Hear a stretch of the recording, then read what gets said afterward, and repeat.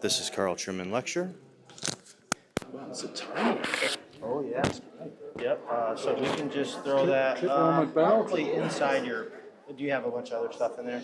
Why don't you do your, yeah, just do your pocket. All right, we are live on there, so. You can just shove it in Just your stick it in, pocket. Yeah, okay. it can't go it can't turn off. Let me just get you, and if you could just put that slack in your pocket. Okay, that's great. Just to hide that. Yeah. Is this off because he's mic'd? No, this is, I'm live streaming through that. Do I need to get rid of my phone in case of feedback, by the way? I'll give it to my wife if that's... Yeah, that'd be. Yeah, I've had that before, so... Yeah. Can I give you my phone in case there's feedback? Thanks.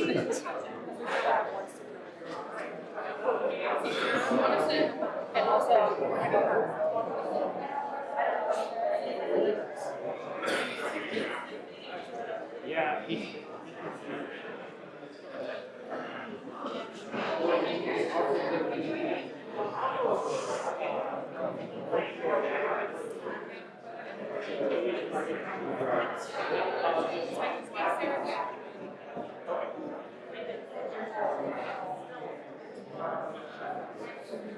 Hey, good to see you, man. Thanks for doing this. Hey, it's a pleasure. You're ready to go? I'm ready to go, yeah. Okay, you're all mic'd up and everything? I met Byron Smith, by the way. Oh, good. Yeah, I know. I sent him over. Good. Yeah. Good. I think he's going to join us afterwards. Lovely, lovely.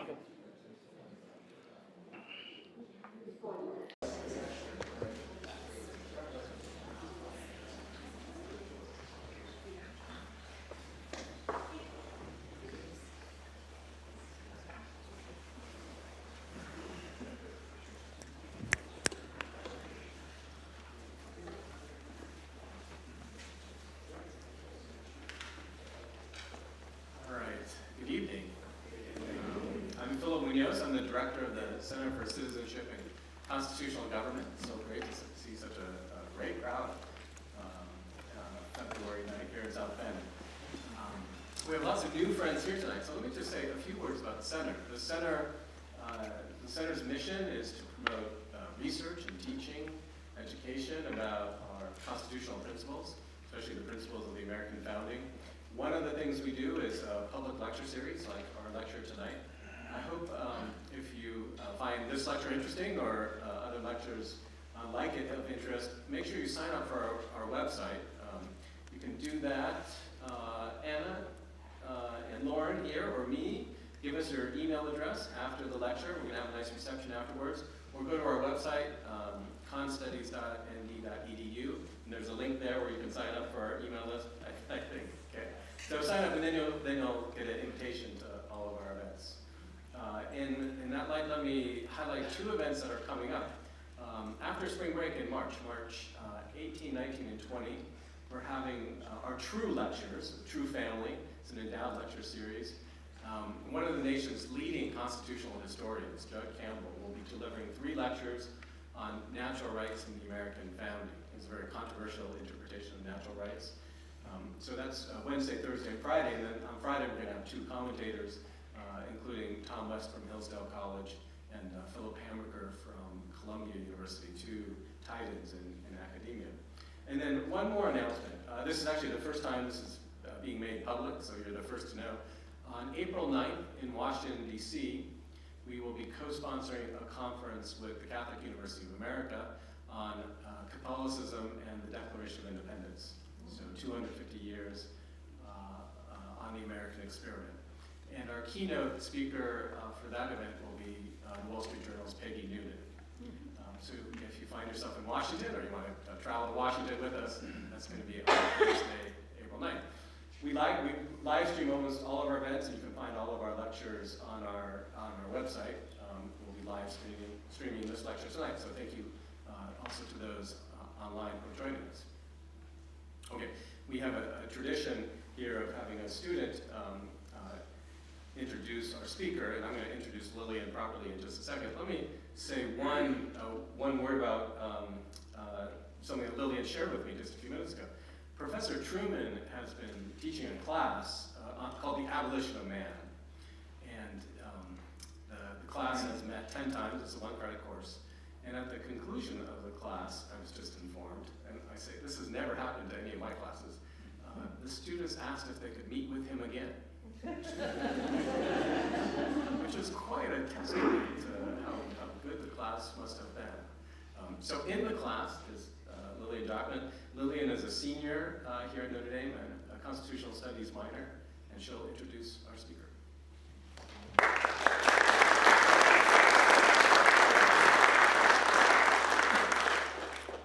Dr. Carl Trueman is a professor of biblical and theological studies at Grove City College.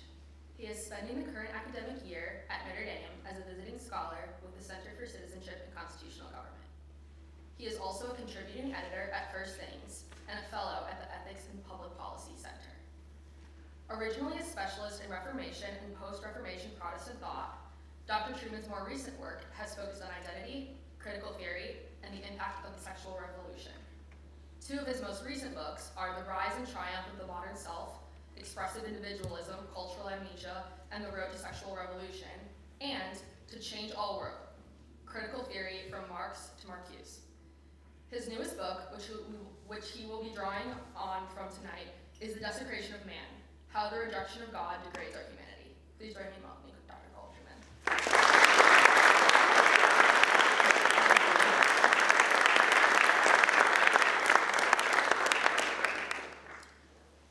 Well, it is lovely to be with you all this evening. Thank you for turning up on a winter's night. I arranged for slightly, which we're grateful about. And thank you too to Lillian for her kind words of introduction, and especially to Philip for granting me the fellowship for the year. It's been, well, it's only 2/3 over, but it's been a tremendously enjoyable year thus far. Made many new friends and had some very fascinating conversations. And it's kind of ironic that I'm a minister, ordained minister in the Orthodox Presbyterian Church, which is a pretty Protestant denomination by and large.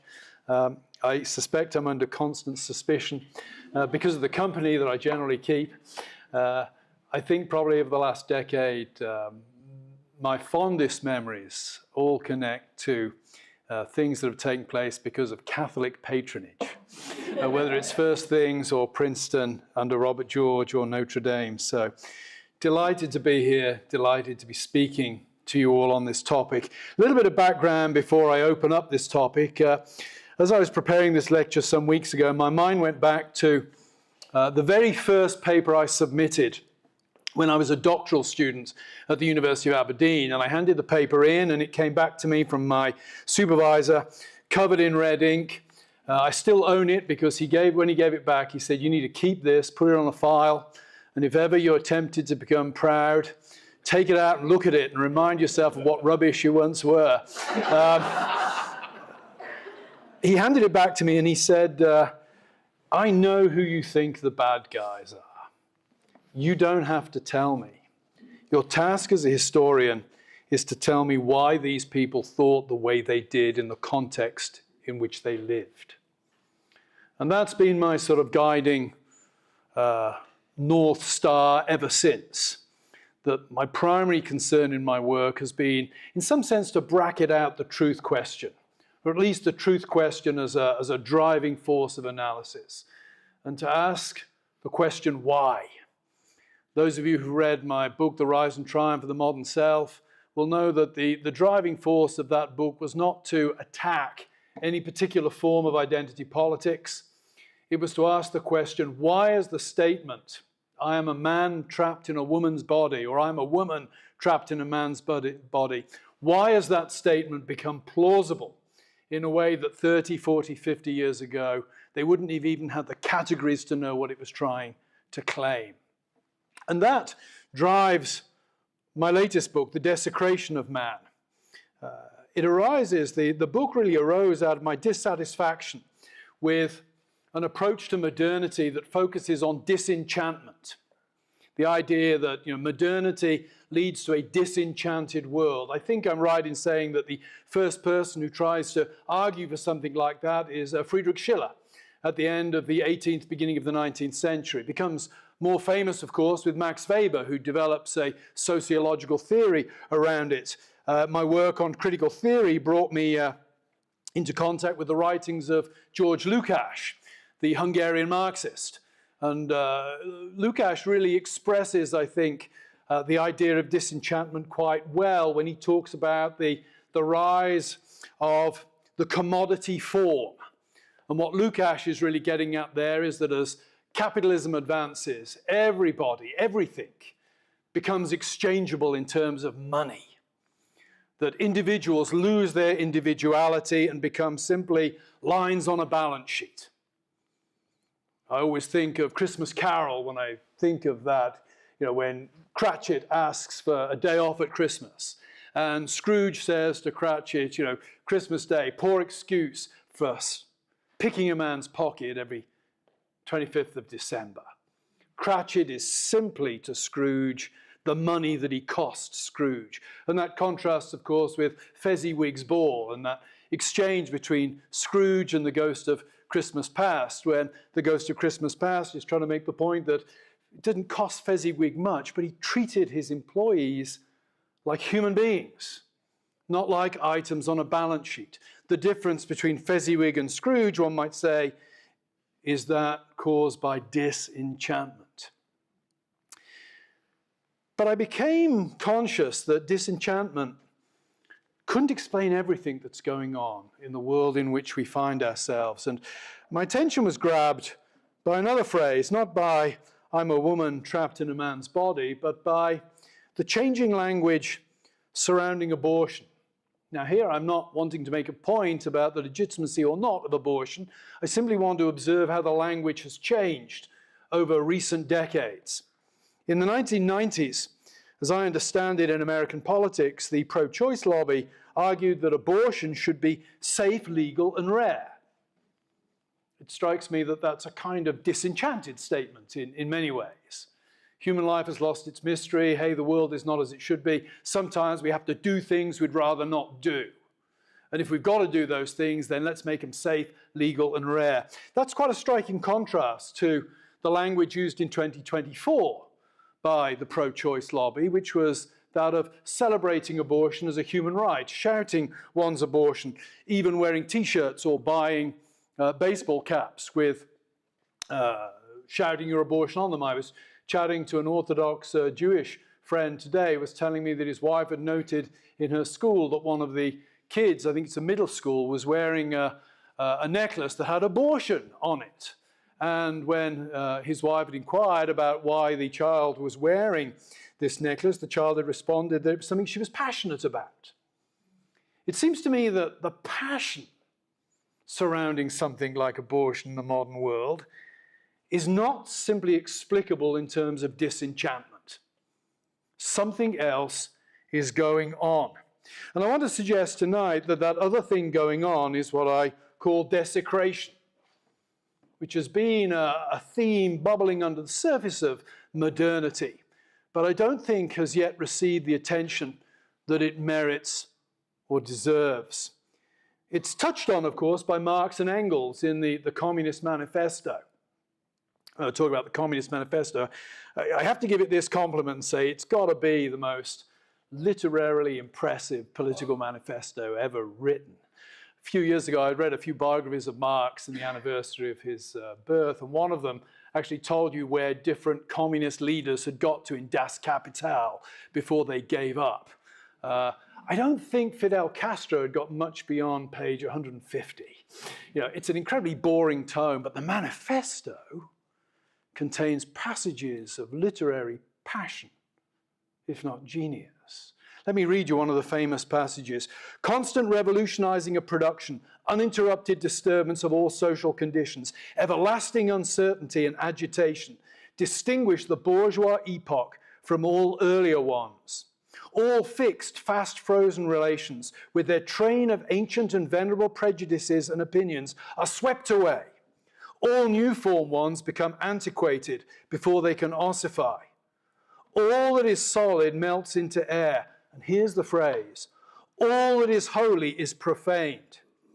And man is at last compelled to face, with sober senses, his real conditions of life and his relations with his kind.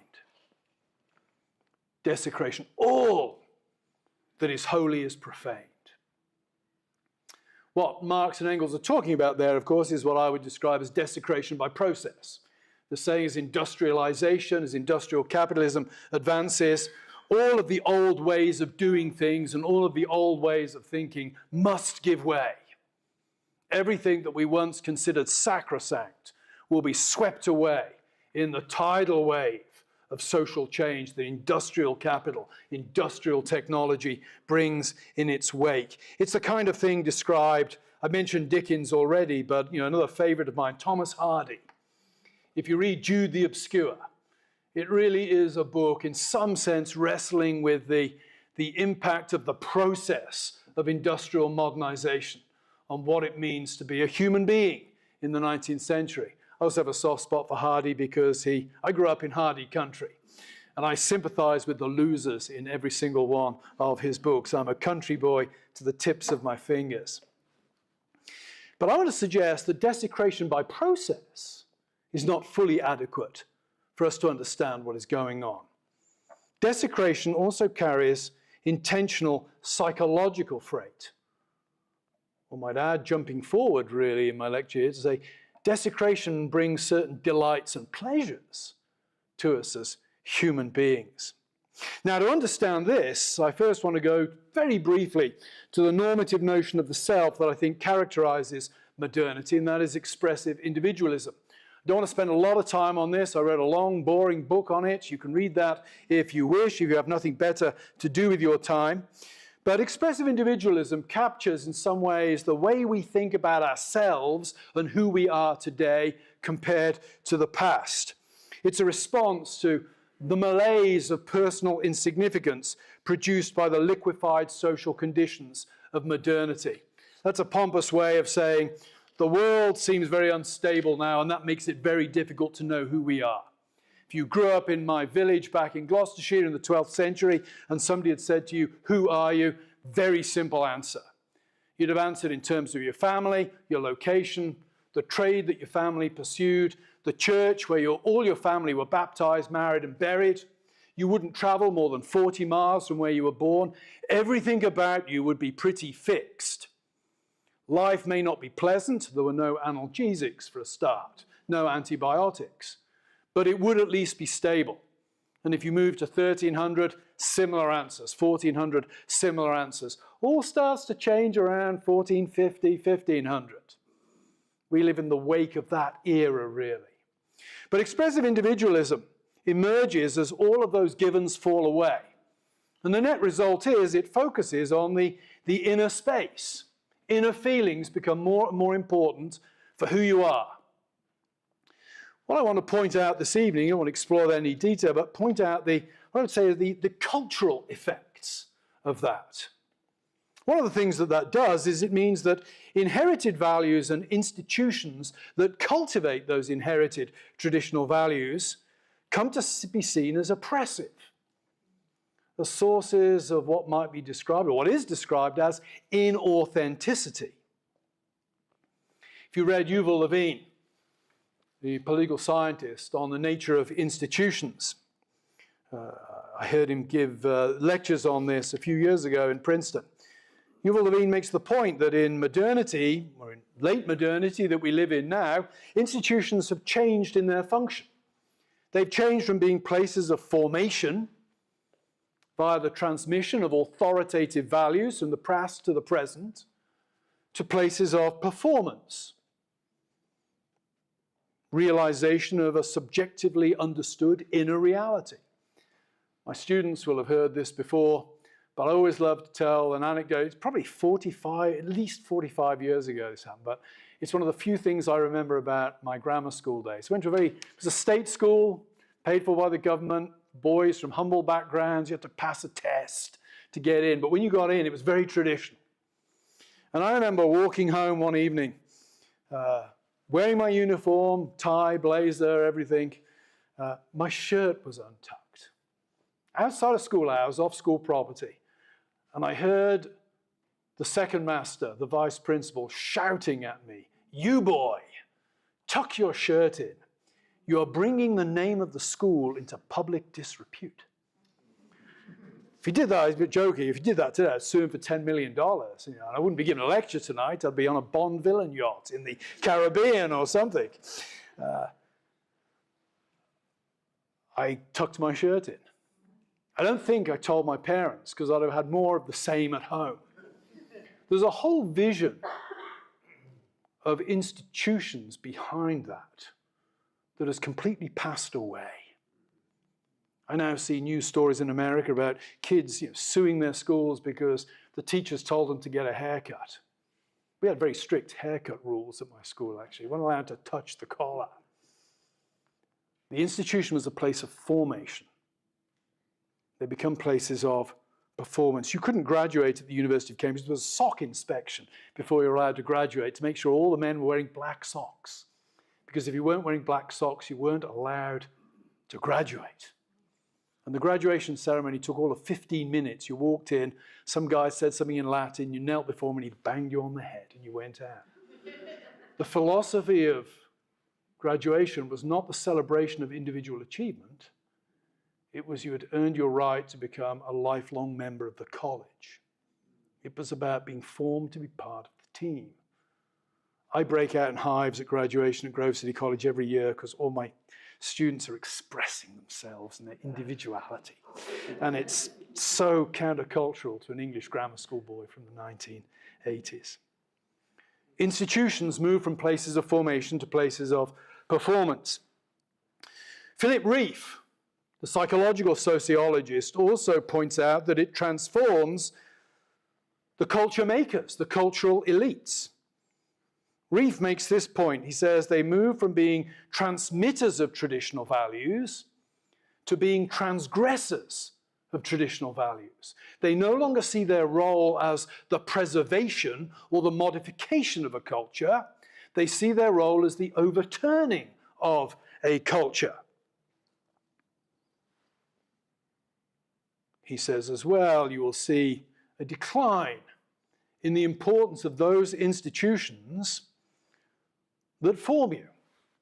He points to two in particular, family and church. They will decline, he says, in the modern world. This is the 1960s, he predicts. And two will rise to prominence. Theatre and hospital, we might say, entertainment industry and the medical industry. Why? Because they're all about making you feel good, allowing you to be yourself, not about forming you. So expressive individualism brings the notion of authenticity, being true to oneself, to the fore. And I would say it replaces an ethical model of what it means to be human, that of a sort of moral conformity, with an aesthetic ideal of non-conformity. To be authentic is to break with established conventions and limits. I've got a couple of examples here, but I want to press on. I'll just use the one. Debates about modesty. In the 1980s, the word debates about modesty. I never hear of them today. They may go on in some obscure part of the culture, but by and large, the culture does not debate modesty. When I was growing up, everybody assumed modesty was a good thing. They debated exactly how to define it, where its limits lay. I suspect we don't debate it now because modesty in itself is an oppressive concept, because it implies that somebody else has the right to tell me how to behave, how to speak, how to dress. The second example, I will actually use the second example, profanity in public life. When I was growing up, if a politician was called on a hot mic dropping the F-bomb, it was the end of his political career. Expletive deleted didn't help Richard Nixon in the transcription of the Watergate tapes. We live in an era where I think this president and the last president are probably the two most foul-mouthed occupants of that office. And their foul-mouthed nature does them no harm. Why? One could say, well, it's the degradation of public discourse. Maybe another answer is, everybody knows everybody uses bad language in private. And if you don't use it in public, then you look inauthentic. You look fake. What started, of course, in the cultural elite, this acting on impulse, one might say, has percolated to the whole of society as a norm. I think of, when thinking of the cultural elites articulating this, Oscar Wilde comes to mind at the end of the 19th century. His great work of philosophical self-analysis is his essay De Profundis. It's actually a long reflection upon the life and work of the Lord Jesus Christ. What Wilde likes about Christ, however, is that Christ is what he calls the supreme individualist. He breaks with the conventions of his day. And in the midst of his discussion, Wilde offers this, what he would have considered, damning verdict on the vast majority of members of society at the time. He says this: most people are other people. Their thoughts are someone else's opinions. Their lives are mimicry. Their passions are quotation. What does he mean by that? Most people go with the flow. They're inauthentic. They just follow what others are doing. And Oscar Wilde, of course, in his own life, made very sure not to follow that pattern. He became, in some ways, the great transgressor. He did it too early. The British establishment destroyed him because of it. But he became the great transgressor.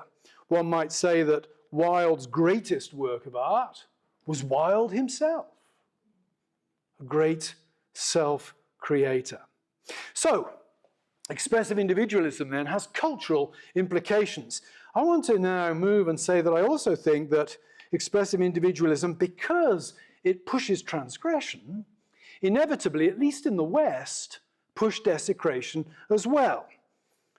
Because the values, of course, the traditions that were being transgressed were by and large formed in the crucible of Christianity. Percy Bysshe Shelley, great romantic poet, makes this point rather beautifully. I use beautiful in a loose sense of the word, in his notes to his poem Queen Mab. If you haven't read the poem, it's a fun poem. It's a sort of time travel journey. Shelley gets a ride on a chariot with the Queen of the Fairies, and they go through time and they end up in this sort of free love commune sometime in the future. Shelley's comments on Queen Mab include this. Talking about what it means to be free, he says, in fact, religion and morality as they now stand compose a practical code of misery and servitude. The genius of human happiness must tear every leaf from the accursed book of God ere man can read the inscription on his heart. How would morality, dressed up in stiff stays and finery, start from her own disgusting image, should she look in the mirror of nature? Shelley's appeal there is we need to break free of the cultural codes that Christianity has imposed upon us if we are to be authentic. He's a romantic, if we are to recapture true human nature. But in some ways, Shelley is mild compared to Nietzsche, and it's Nietzsche that I want to engage in something of a dialogue this evening. And perhaps my favorite passage in all of Nietzsche is the moment in The Gay Science when the madman bursts onto the stage. It's a parable. The idea is that there is this town center in the middle of the day. Suddenly this crazy individual carrying a lamp rushes into the middle of the town square and starts to berate and harangue the atheists who are standing there. Can't even be bothered with the churches. He only goes to the churches at the very end.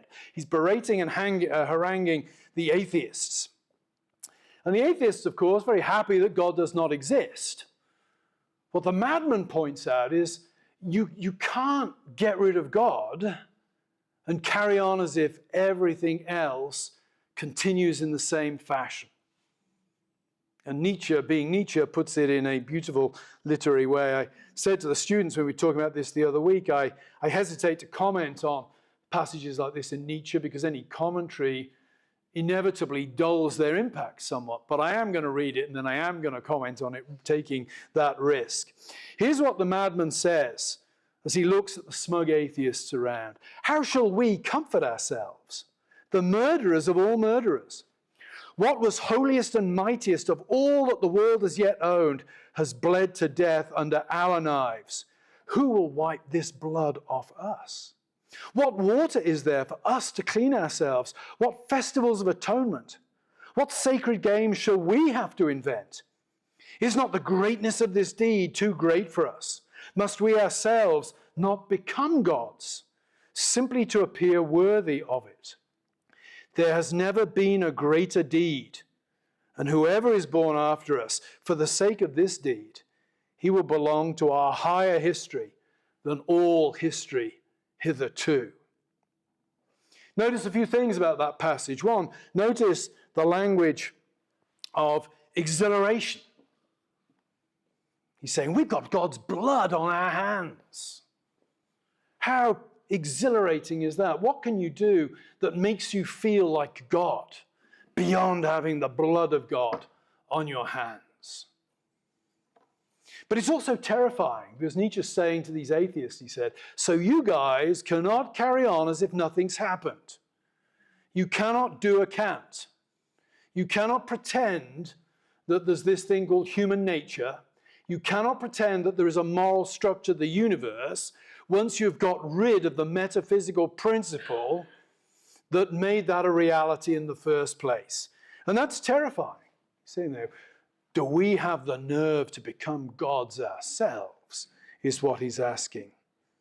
It's exhilarating, though, again, because he's saying, everybody who grasps this, everyone who comes after us, will be greater than anyone who has come before.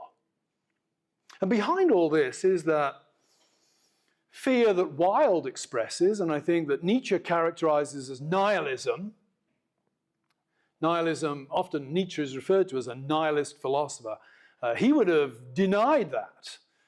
His definition of nihilism was something to the effect that nihilism is carrying on as if nothing has changed when everything has changed. Nietzsche would see Orthodox Christians as nihilists. You're going through the motions without realizing everything has changed. Nietzsche's great fear, then, is nihilism. It's the fear not of the rejection of all values. It's the persistence of the idea of objective morality, preventing us from rising to be authentic long after the God upon whom that morality was founded has been slain. Now, that kind of thinking is not unique to Nietzsche in the 19th century. He expresses it rather powerfully. But we see in the 19th century the emergence of kind of contrarian anti-hero figures in literature. Dostoevsky, of course, is a master at this. We think of Raskolnikov in Crime and Punishment, Ivan of the brothers Karamazov. In the 20th century, we see it gaining steam. As an Englishman, I always think of the Bloomsbury Group in England. Elite, snobbish, sexually licentious. I think of the figure of Madame Chauchat in Thomas Mann's Magic Mountain. She's the one who says the only way we can be true is by being immoral. We can think of the cultural rehabilitation, particularly in certain strands of French thought and thought that is built on those strands of French thought. The cultural rehabilitation of the Marquis de Sade. And that has slowly but surely percolated down into pop culture, where the anti-hero becomes the hero. Classic movie, The Wild One. A couple of years ago, I was on a BA flight across the Atlantic, and they got this classic movie channel. I clicked on it. The oldest movie was the Tobey Maguire Spider-Man. A classic movie, it should at least be black and white. Come on. Or have Gene Kelly in it. That's the other criteria. In The Wild One, Marlon Brando's character is asked by this girl, what are you rebelling against, Johnny? And his answer is, what do you got? It's the rebellion that makes him who he is. In sum, we might say the impulse to be true to oneself, that transgressive imperative of expressive individualism, and the impulse to desecrate are in modernity two sides of the same coin, the coin of authenticity. And don't miss, again, I want to emphasize this, can't emphasize this enough, don't miss the exhilaration that desecration brings in its wake. And here I want to quote a passage from Dostoevsky, not from one of his most famous novels, but from his semi-fictionalized memoir of his time in a Siberian prison, Notes from a Dead House. And the shtick is this. Part of the book is occupied with him offering character sketches and analyses of other inmates. And there's one other inmate that intrigues him. He's a very urbane man, well-educated, genteel. And Dostoevsky finds out that this man is what we would now call a serial killer. And that fascinates him. How has this guy become a serial killer? And this is the answer he offers. The first man he killed was an oppressor, an enemy. That's a crime, but understandable. He had a reason. You can imagine, okay, the guy found out his wife had been cheating and he killed his wife, or he killed the guy his wife had cheated with. We won't agree with that action, but we can see there's a rationale there. But then, Dostoevsky says, he kills not an enemy, but the first man he meets. Kills him for fun, for a rude word, for a glance, for a trifle, or simply, out of my way, don't cross me, I'm coming. It's as if the man is drunk, as if he's in a feverish delirium. And here's the key section. As if, having leapt over a line that was sacred to him, he begins to admire the fact that nothing is holy for him anymore. As if he feels an urge to leap over all legality and authority at once, and to revel in the most boundless and unbridled freedom, to revel in this thrill of horror, which it is impossible for him not to feel. What Dostoevsky is getting at there is that transgression of the sacred, we might say, makes this man feel like God. And that's kind of addictive. I think he's making the same point in some ways that Augustine makes in Confessions Book 2 when he analyzes his motive for stealing those foul-tasting pears that he didn't need. Gave him a godlike buzz just to break the law. Because Dostoevsky is dealing with a serial killer, it grabs the imagination more. He's making the point, though. There's no greater buzz. There's no greater buzz for this man than killing. Murder is the ultimate transgression. And I might add, putting a theological angle to this, it's also the ultimate desecration, isn't it? It's the destruction of the image of God. That's powerful. And how do you demonstrate your superiority to a God? You smash his image. It's fun being a Protestant at a Catholic university. Students in my class will know I use this analogy. I say, let's go back to the Reformation. How do you know? There's a new God in that church down the street. They smash the images. That's what the Reformers did. I also said, and that's why the Reformation was successful with young men. You never lose support among young men when you tell them to go out and smash stuff up with impunity. But think about it. The smashing of the images of gods is a way of demonstrating your superiority to those gods. The smashing of the very image of God instantiated in a human being, that's got to be the ultimate buzz. Now, there's always been desecration. I gave this lecture, or version of this lecture, a few weeks ago, and one of the pushbacks was, but it hasn't always been desecration, to which I would say, yes, there has. But this desecration is something that we now have a much greater scope for today than ever before. C.S. Lewis is getting at that, I think, in the third lecture that makes up the abolition of man. The death of God destroyed the very idea of limits. It pressed transgression as an imperative for authenticity. But there's a problem with that in the 19th century. It's impractical. Still need to obey limits. More so in the Middle Ages. Again, I sometimes joke with the students that we have a word for expressive individualist farmers, or a term for them in the Middle Ages. We call them dead farmers. If their thing is sowing seed in the winter and then trying to harvest it 18 months later, they're going to starve to death. It's patently obvious to them that they are not sovereign over their own destinies. Same with the 19th century. Think about the sexual revolution. At the heart of the sexual revolution is the idea that sex is recreation. Now, if you're wealthy and elite, you might be able to get away with that in the 19th century. Lord Byron, for example. Most people were not Lord Byron. You ran terrible risks of getting pregnant or getting a girl pregnant or catching a terrible disease that could not be cured. It was hard to imagine sex as nothing more than recreation in the 19th century because social, economic, technological conditions imposed limits upon you, even if metaphysically you denied them any ultimate authority. Nietzsche captures this actually in the latter part of the Madman speech. At some point, the madman sort of realizes that he's not being persuasive. And this is how Nietzsche continues the passage. Here, Nietzsche says, the madman fell silent and looked again at his listeners, and they too were silent and stared at him in astonishment. At last, he threw his lantern on the ground, and it broke into pieces and went out. I have come too early, he said then. My time is not yet.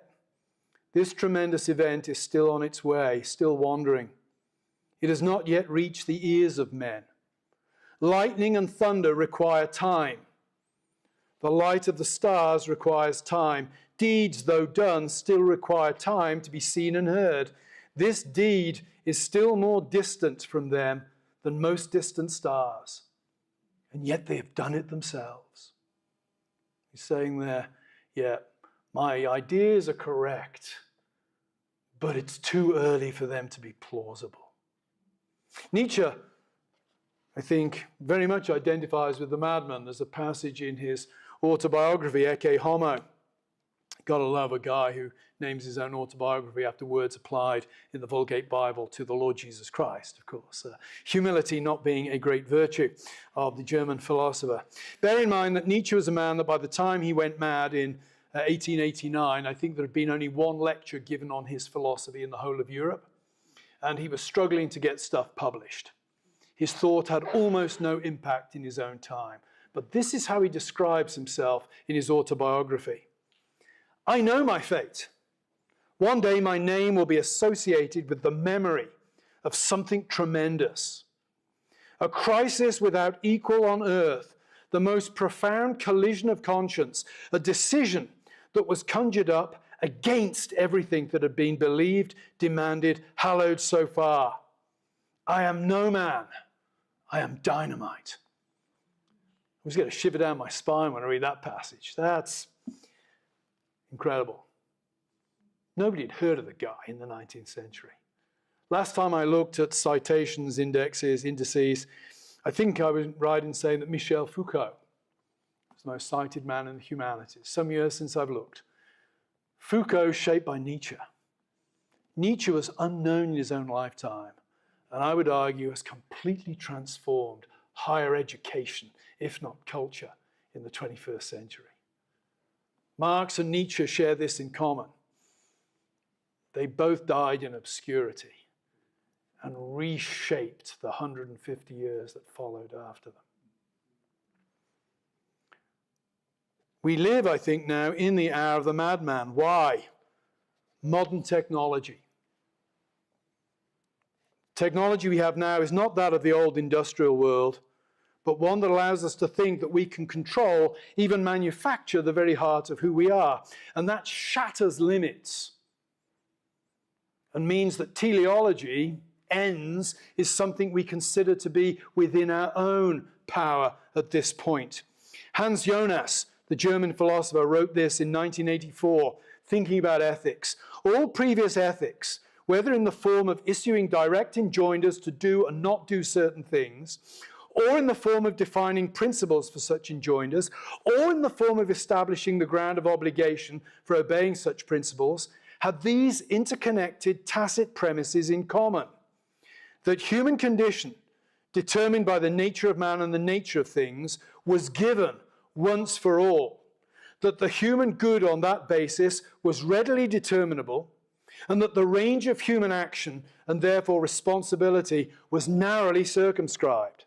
The qualitatively novel nature of certain of our actions has opened up a whole new dimension of ethical relevance for which there is no precedent in the standards and canons of traditional ethics. The novel power I have in mind. Novel is, of course, that of modern technology. And Jonas, I think, makes a distinction with what he calls the Industrial Revolution, of which the invention of the automobile would be one fruit, and what he calls the Technological Revolution, where we might say that gene editing and eugenics, that's the technological revolution that's really changing everything. In short, with modern technology, we can now imagine ourselves as unlimited and as self-creating at the deepest level. In Nietzschean terms, the hour of the madman has arrived. So where does desecration most obviously manifest itself? A few general comments first. Well, the current anti-essentialism of our intellectual culture grants us tremendous freedom, but offers no normative boundaries. That makes anything that presents a boundary into a challenge to be overcome in a Promethean drive for self-deification. Combine that with technology. Technology has done what? It has enabled the assault on the last and the most intractable external authority with its limits and its teleology. The body itself. And I think in three specific areas: sex, procreation, and death. All three have, in traditional religion, been regarded as sacred. Certainly Judaism and Islam has sacred rituals that surround sex, childbirth, and death. Language of impurity and purity surrounds those things in these religions. I believe in Islam there's a special bathing that is to take place if you touched a dead body or had sexual intercourse. The usual washing just up to the elbows will not suffice. There has to be a whole body wash in order to reinstate one's religious purity or position. Well, what has happened to all three of those in the modern world? They have all been desecrated, I would suggest. Sex has moved from an area of public significance, requiring consecration, to a matter of mere recreation. It has been divorced from all religious and social significance. The sexual revolution has often tilted towards explicit desecration of the body. Struck in the last year that Belfast City Hall, and for those of you unfamiliar with British culture, Northern Ireland, of course, was the last bastion, or one of the last bastions of religious conservatism in a powerful cultural form, both Protestant and Catholic, in Britain. Well, Belfast City Hall unveiled a stained glass window that has an image of a young man in a t-shirt, and on the t-shirt is the legend, "Save sodomy from Ulster." Fascinating. Set aside the morality of sodomy, it's well established that it is very bad for the body. You can find statistics for certain kinds of cancer on government websites that relate to that activity. It's striking, isn't it, that in an era where I can't watch a Humphrey Bogart movie without a sort of trigger warning at the start that the movie contains scenes of explicit and graphic smoking, that I can, there's a window like that in a public place. Think about gender. It's interesting if you read, actually don't read, but if you did read gender theory, you would find that the language of desecration is not uncommon. Here's a passage from an article written by Harper Keenan and somebody called Lil Hot Mess. I suspect that's a pseudonym. Drag pedagogy, the playful practice of queer imagination in early childhood. And I quote, "As an art form, drag is all about bending and breaking the rules, and so its aims are totally different from a normative classroom. When a drag queen enters a classroom," class is pretentiously put in brackets there, of course, is a postmodern text, "she generally intends to draw attention to herself, whether through shock, admiration, or envy of her embodied performance. There is a premium on standing out, on artfully desecrating the sacred. Just as a personal aside, I anticipate within 20 or 30 years, drag queenism will have the same cultural status as blackface. It prevents a perverse, stereotypical caricature of what it means to be a woman. Think of pornography.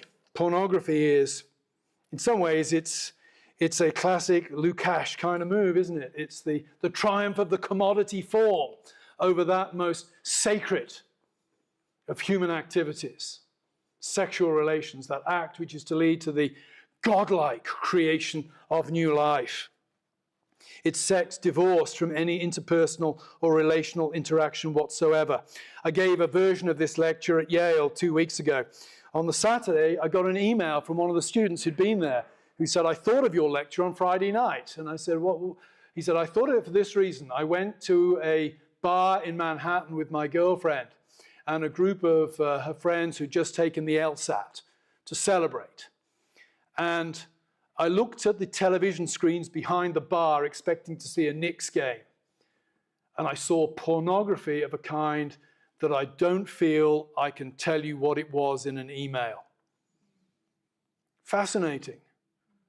Pornography has become background noise in a bar for well-off, educated people, cultural movers and shakers. It makes you wonder where pornography will go next. What will be transgressed next? And the sexual revolution as a whole shifts us from seeing other people as persons to seeing them as things. Personhood, which the Catholic Catechism makes an integral part of the image of God, and rightly so, is denied by the sexual revolution. The other person is simply an instrument to my personal satisfaction. A thing, a means, not an end in themselves. Think of procreation, abortion and technological reproduction. Strip it of its mystery. I was shocked this week to read Baroness Philippa Stroud's article in First Things, where she cited the statistic of 1 in 3 pregnancies in the United Kingdom now ends in abortion. That's weird to somebody who grew up in England in the 70s and 80s, when abortion was rarely talked about, and very conservative abortion restrictions, comparatively speaking, applied and enjoyed cross-party support. I suspect my homeland now leads the world in that particular industry, or is one of the world leaders in that. Think about how IVF, surrogacy, much as they meet legitimate desires and needs of couples that can't have children, end up pushing the culture as a whole to have to treat children as commodities, and even shifting the nature of parenthood or parent to child from being that of unconditional love to that of conditional contractual acceptance. And again, note that the attack on the body here shifts us towards thinking of persons as things, turning the image of God into a nothing. Death, marginalized. I know there are zoning requirements that probably drive some of this, but the separation of places of worship from graveyards has to have an impact. It must have shaped how you thought about worship when you walked past the grave of your parents, or a dead spouse or sibling, or perished the thought a dead child as you went to worship on a Sunday. We don't do that anymore because we push graveyards to the margins. We push death itself to the margins. We trivialize it in movies, video games, pop culture. We take that which was once considered to be sacred and we make it a nothing. Or we medicalize it at temps of control. I sometimes say to the students, you can self-identify as anything you want. You can defy any of your body's characteristics and self-identify as something else. I could identify as somebody with a head full of curly red hair right now. But you cannot self-identify as immortal. Sooner or later, your body has the final word on who you are. But that doesn't stop us fighting against it. That last sacred boundary must be transgressed. Everything, in terms of expressive individualism, is being made instrumental to the therapeutic. Everything in terms of that which is sacred is being desecrated. So where does it end? In theory, I think it can, and maybe it must, go on indefinitely. Every time a category is transgressed and a new category established, that new category becomes, in a sense, sacred, and therefore potentially an oppressive given. Think of the fate of a man like Andrew Sullivan over the last decade. 2015, he's the great hero of the gay marriage debate. Today, he's anathematized because he's a transphobe. One moment, he's on the radical leading edge. The next minute, he's dumped in with reactionaries like myself. I was fascinated in 2020-21 by the pop reception of critical theory. My critical theory book actually originated there, partly because of a comment somebody made that when I tried to connect critical race theory to the Frankfurt School, somebody rebuked me on Twitter, that wonderful place of great intelligent discussion, for trying to make a black theory a white man's preserve. And so I wrote a book pointing out that the Frankfurt School, almost all of the early Frankfurt School were actually Jews in Germany in the 1920s, 30s, and 40s. They knew something about being marginalized and persecuted. What amazed me, though, about the way critical theory became a sort of shibboleth online was the fact that so many people did so, and yet so few of them must have actually read any of the major texts. So what accounted for its popularity? I think critical theory resonated, or its slogans resonated with the spirit of the age. The spirit of negation, tearing down what is. Reminds me of Mephistopheles in Goethe's Faust. First time I think that Mephistopheles meets Faust, he says this: "I am the spirit that always negates, and rightly so, since everything that comes into existence is only fit to go out of existence."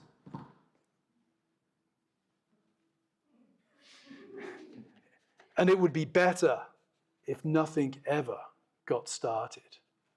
We live in an era of the spirit of negation. Everything must be torn down. Nick Fuentes is a great example of this. I'm talking about him with this Jewish friend this afternoon, and I said he's a great example of transgression.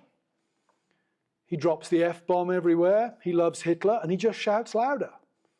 You search long and hard for any positive proposal that he has. His vision is entirely one of tearing down and transgressing. That's why critical theory proves so popular. That's the spirit of the age. And it will lead, I think, ultimately to the complete annihilation of what it means to be human, to have limits, to have ends. But I'm not going to end on a hopeful note. I want to make my penultimate point a slightly hopeful point and then take you back to despair right at the very end. Hey, I'm a Presbyterian. We don't do the hope stuff very well. I would suggest this, and I address this actually in the final section of the forthcoming book. One of the good things about desecration is this. If the problem is disenchantment, it seems to me the answer can be rather vague. The world's disenchanted, we need to re-enchant it somehow. What does that look like? Reading Tolkien, believing there are fairies at the bottom of my garden, convincing myself that Santa Claus does deliver the presents. Is that what enchantment looks like? If the problem's desecration, then we can have a much clearer debate on discussion of what the answer is. If the problem is desecration, the answer is consecration. And in discussion, debate with this Jewish friend this afternoon, we got to this point, and it was sort of, okay, at this point we have to differ. Consecration for a Jewish person, he's going to think of that in very different terms to a Christian person. But I would say the answer is consecration. The answer is the church. The answer is the correct creed. The answer is a liturgy that grows out of and reinforces the teaching of that creed. And a code that leads us in our daily lives often through things like hospitality, to treat other people as human beings. Some ways, when the students invited me to a reunion dinner next Sunday night, part of me thought, yes, they got the point of the course. They got to buy me a meal. No, it was, they got the point of the course. We're going to have a meal together, and we're going to interact with each other, not as professor and student, but as human beings. As human beings. In the meantime, however, and here I go back to my Presbyterian gloom and doom, it's going to get worse before it gets even worse than that. I love that statement, isn't it, in King Lear? As long as you can say it is the worst, it is not the worst. In the meantime, to fuse Nietzsche Marx, in an age when we have killed God, and when our technological power means that we imagine no given ends and no limits, we may at last be compelled to face with sober senses our chosen conditions of life and our relations with our own kind. In other words, we can put it this way, we are on the brink of using the exceptional abilities that come from being made in God's image to make ourselves into nothing exceptional at all. Thank you for listening so patiently.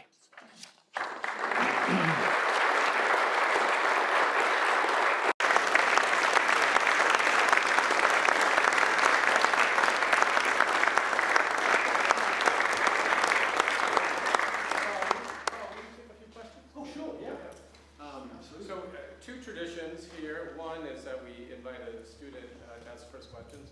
Students, be ready with the questions. The second tradition, I haven't told you this maybe, when the students ask the professor for dinner, it's because the professor buys.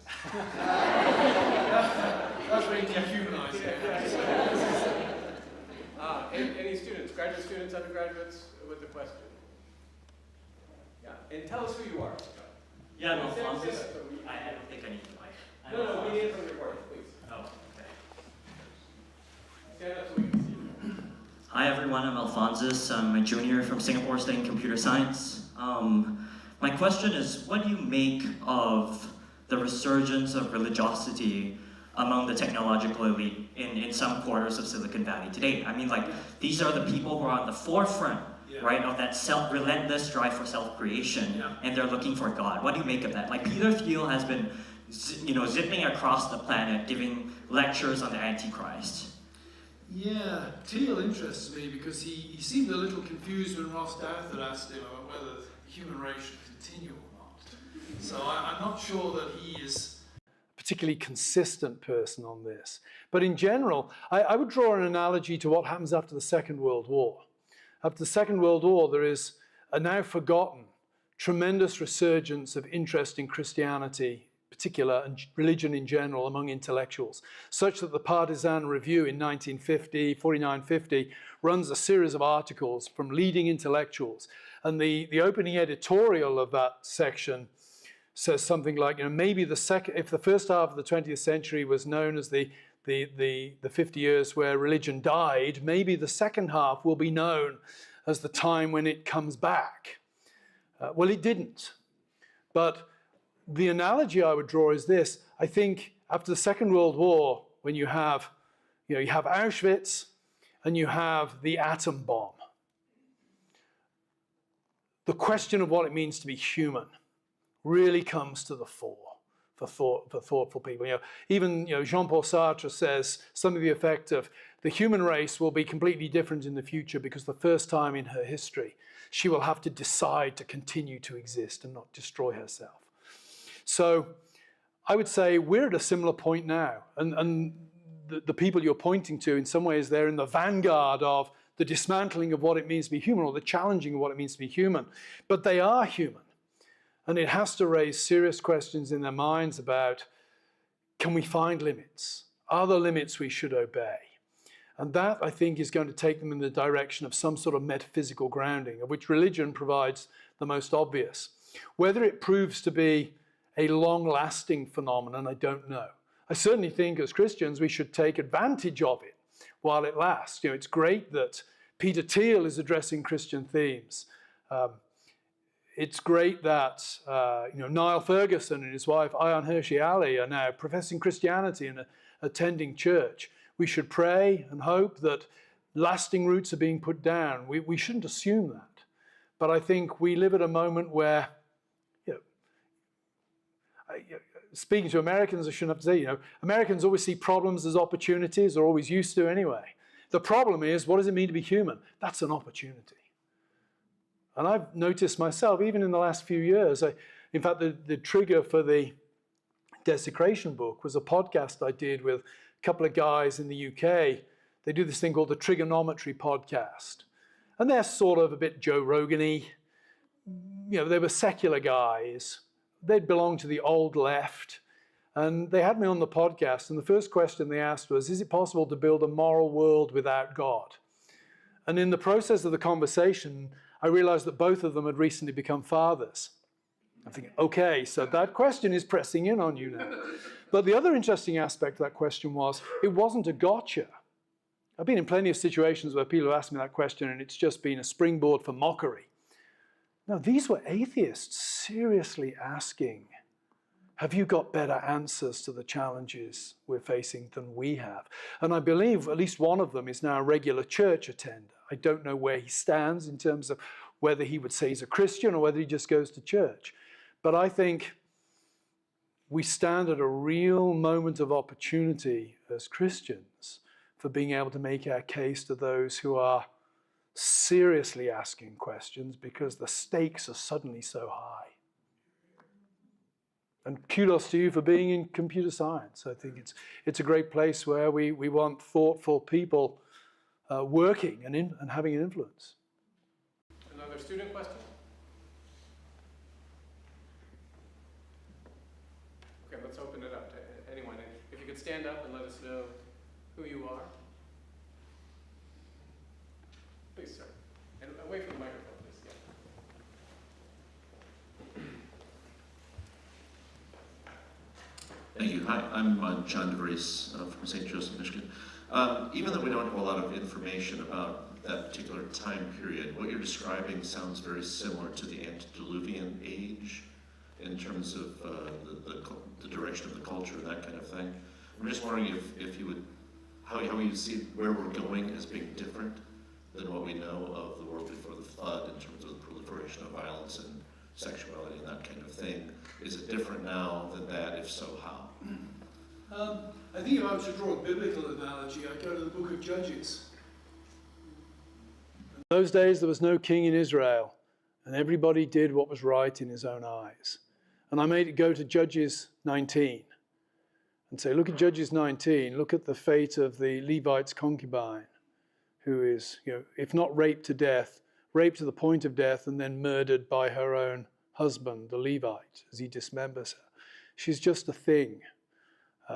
Or I might go to the David and Bathsheba incident, which always interests me because Bathsheba is only ever referred to as Bathsheba in connection with her husband or her father. In connection with David in that incident, she's just the woman. And he takes her. The writer is echoing or drawing on the language of Genesis 3 at that point. The woman, appeared good to his eyes and he took her. The fruit appeared good to the woman and she took it.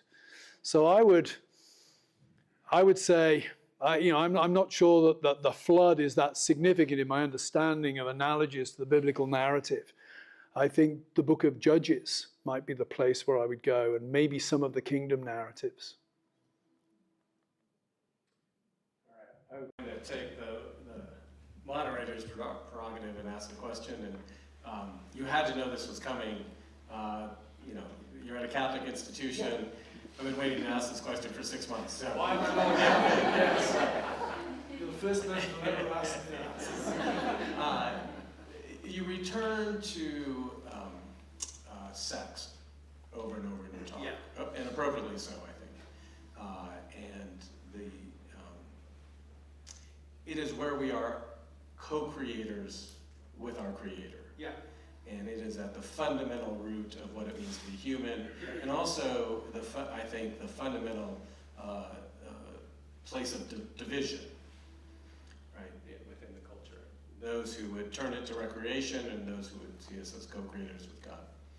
If that's true, are reproductive technologies at the very heart of movement of reconsecration. And here's the Catholic part. Are we ever going to turn the culture around without rejecting birth control? Interesting question. I should say artificial birth control. Technological birth control. Yeah.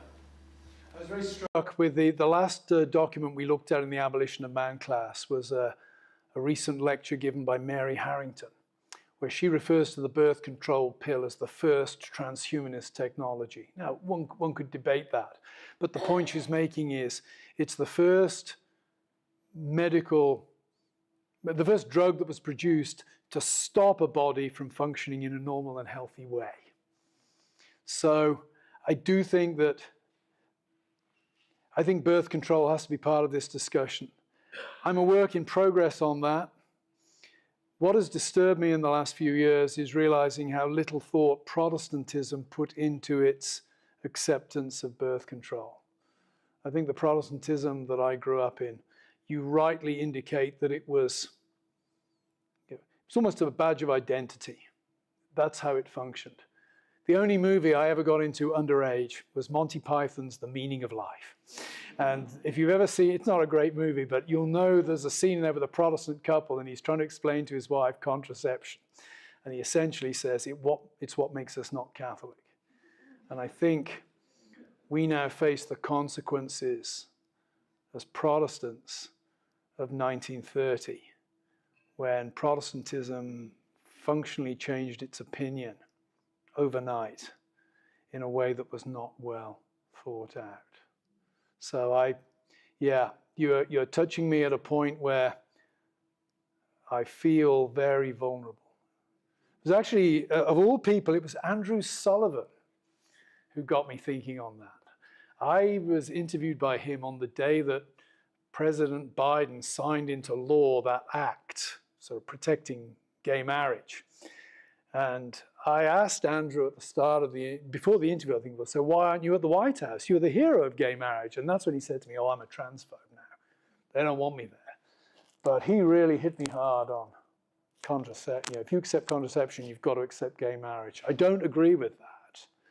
But I could see that the Catholic position was a whole lot cleaner on that position. So yeah. Mary Eberstadt, of course, has written very eloquent. Seeing her in just a few weeks' time. We're doing a double act in DC, and she's very strong on that. Maybe we can get one more.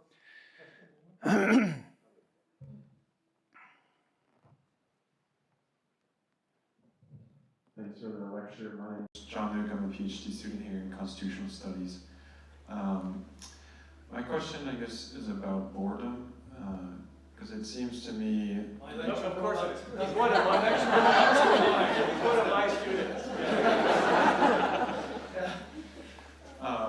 You used the language of addiction when you were talking about the transgression of boundaries and how it becomes addictive. Yeah. And I think in a lot of addictive behaviors, there's a point where the transgression is no longer actually that exciting. It's just a thing that you continually do. This is a phenomenon for pornography as well, that like at some point it's not actually exciting, you're just kind of stuck in it. So